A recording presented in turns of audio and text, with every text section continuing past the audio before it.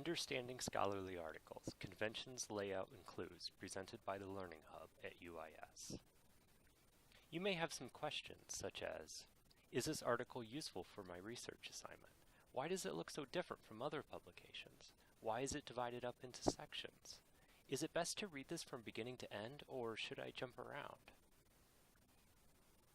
This presentation will help you recognize some of the things you typically see in scholarly articles. It will give you some tips for how you can use these publication conventions to your advantage.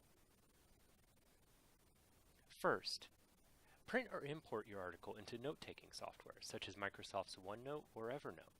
This allows you to highlight or underline important passages, write notes in the margin, circle keywords or phrases. You will likely need to read an article a few times in the course of your research project, but that doesn't mean you need to read the whole thing every time.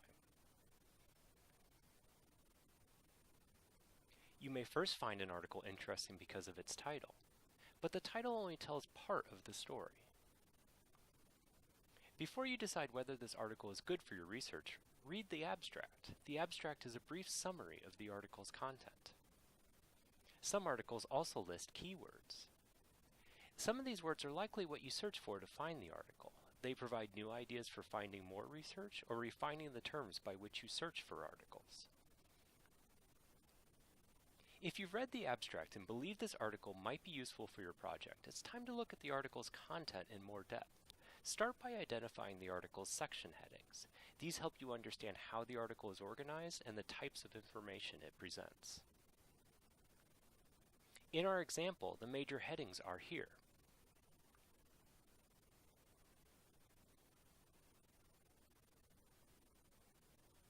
Every article is a little different, though.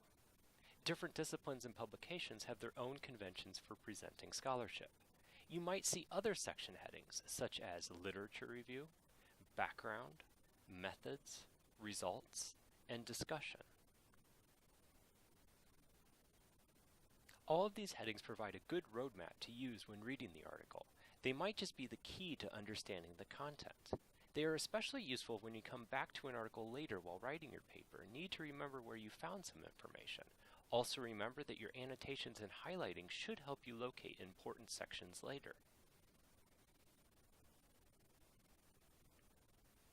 Now it's time to sit with the article and read it through from beginning to end at least once. Take your time. Look up words you don't know and make notes in the margin. By taking these steps, you might come up with some great ideas for your paper. Please contact the Learning Hub to learn more about writing research papers.